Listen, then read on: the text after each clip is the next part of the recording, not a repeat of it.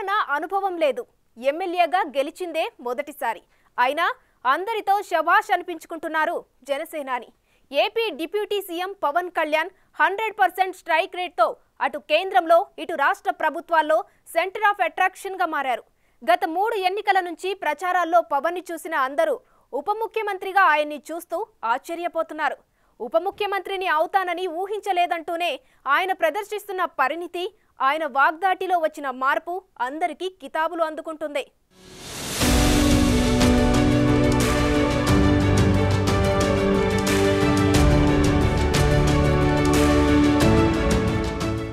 AP deputy CM Pawan Kalyan ప్రస్తుతం తన శాఖలపై వరుసగా సమీక్షలు నిర్వహిస్తున్నారు. ఏపీ కేబినెట్లో ఆయన కీలకమైన గ్రామీణాభివృద్ధి, పంచాయతీరాజ్, అటవీ, శాస్త్ర, సాంకేతిక శాఖలు తీసుకున్న సంగతి తెలిసిందే. ఈ నేపథ్యంలో ఈ శాఖలకు సంబంధించి వరుస సమీక్షలు నిర్వహిస్తున్న పవన్ అధికారులకు సమస్యల పరిష్కారంపై ఆదేశాలు జారీ చేస్తున్నారు. రాష్ట్ర ఆర్థిక పరిస్థితిపై ఆవేదన వ్యక్తం చేస్తూనే ప్రజలకు ఇచ్చిన హామీల అమలు దిశగా అడుగులు వేస్తున్నారు.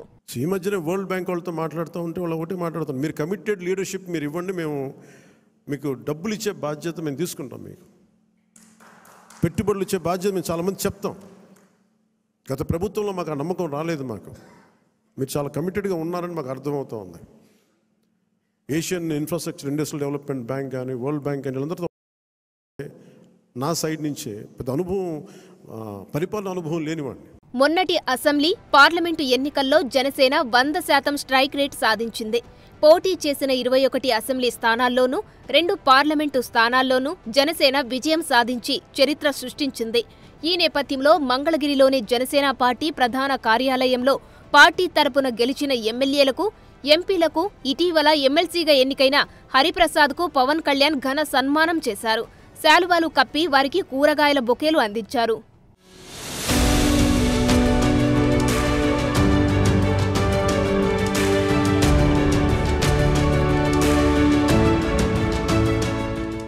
ఈ సందర్భంగా మాట్లాడిన పవన్ కళ్యాణ్ హాట్ కామెంట్స్ చేశారు. దేశంలో తాను ఎక్కడికి వెళ్లినా జనసేన పార్టీ గెలుపు గురించే మాట్లాడుతున్నారని చెప్పారు. 100% స్ట్రైక్ రేట్ ఎలా సాధ్యమైందో చెప్పాలని కోరుతున్నారన్నారు. అంబానీ కుమారుడి పెళ్లికి వెళ్తే అక్కడ కూడా జనసేన గెలుపు గురించే అంతా తనను అడిగారని వివరించారు. జనసేన విజయం ఇప్పుడు దేశమంతా ఒక కేస్ స్టడీ అని తెలిపారు.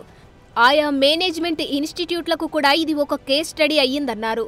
ఇంతటి ఘన విజయానికి కారకులైన జన సైనికులకు, వీర మహిళలకు, నాయకులకు, ప్రజలకు పవన్ కళ్యాణ్ కృతజ్ఞతలు తెలిపారు. ఈ విజయంతో పొంగిపోవద్దని, ప్రజా సమస్యల పరిష్కారానికి కృషి చేయాలని పిలుపునిచ్చారు. ప్రతి ఎమ్మెల్యే, ఎంపీ జనసేన పార్టీ కార్యాలయంలో నెలలో ఒకరోజు అందుబాటులో ఉండాలని గైడ్ చేశారు. అలాగే జనసేన నాయకులు, కార్యకర్తలకు వార్నింగ్ ఇచ్చారు. రౌడీ రాజకీయాలు చేస్తే ఊరుకునేది లేదని హెచ్చరించారు. అలాంటి వారిని వదులుకోవడానికైనా సిద్ధంగా ఉన్నారని ఘాటుగా హెచ్చరించారు.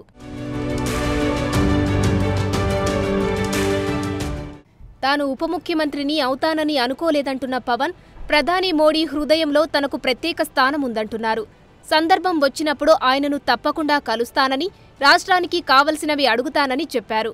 వైసీపీ నేతలు మనకు శత్రువులు కాదని, ప్రత్యర్థులు మాత్రమేనని పేర్కొన్న గబ్బర్ సింగ్ తన రాజకీయ పరిణితి చాటుకున్నారు. వైసీపీ వారిని దూషించడం, సోషల్ మీడియాలో అసభ్య పోస్టులు పెట్టడం, గొడవలు పడడం చేయొద్దని, వైసీపీ వాళ్లు చేసిందే మనము చేస్తే వాళ్లకు మనకు తేడా ఏముంటుందని అందర్నీ ఆలోచింపచేశారు.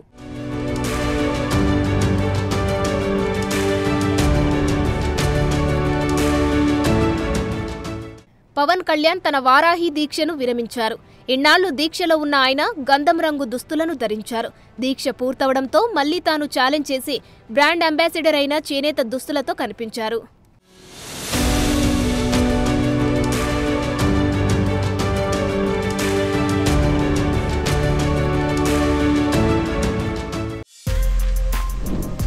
For more videos like this, subscribe Big TV channel.